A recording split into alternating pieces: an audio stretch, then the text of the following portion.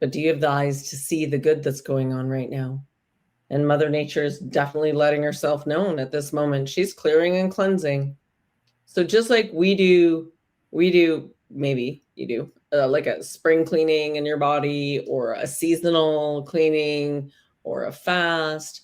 It doesn't always feel great, but you feel better afterwards. That's what Mother Earth's doing right now. She's like, damn, I'm sick of this shit over here, and I'm going to stretch over here and move this along.